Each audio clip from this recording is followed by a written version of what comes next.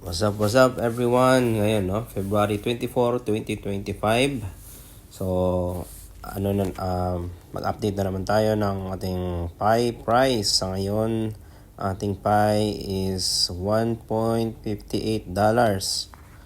Okay? So, nasa 91.62 peso siya ngayon. No? Tumaas siya ng 2.44%. So, tingnan natin yung update ng aking portfolio. So, ngayon tumaas tayo ng 3,500 or almost 10.9%, no? Sa ating kabuuang portfolio.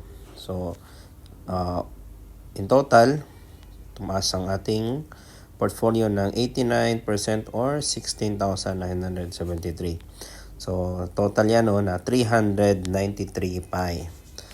Ngayon, usapang pie news. So sabi dito, no, sabi sa crypto news, may haka-haka na ang Binance ay hindi magmaterialize dahil daw ay nagkaroon ng criticism itong may-ari ng WoW blockchain na pangalan ay si Colin Wu. Sabi niya dito, no, na there is a chance Binance listing may not materialize as criticism have emerged regarding its potential pie listing. Most notably, Colin Wu, founder of Wu Blockchain, criticized Binance's decision to revive community-driven listing even 7 years, especially with the listing of Pi. He expressed a concern that Binance is prioritizing traffic and user registrations over security and its industry reputation. So, sino po itong si Colin Wu? Ito si Colin Wu, siya yung may-ari, no, or CEO, founder ng Wu Blockchain. Isa siyang Chinese cryptocurrency journalist and market analyst.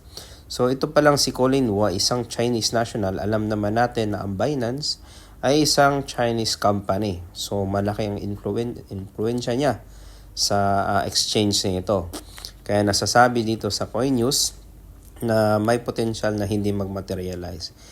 Pero sa ating interpretasyon, no, marahil meron nga. Pero alam naman natin na ang Pi network, kahit wala ang Binance, tataas pa rin yung price niya kasi may community na nagsusupport, diba?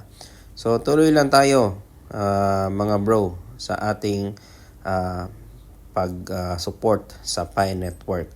So hanggang sa susunod na video, no, abangan natin kung ano ang susunod na kabanata. So hanggang dito na lang. God bless everyone.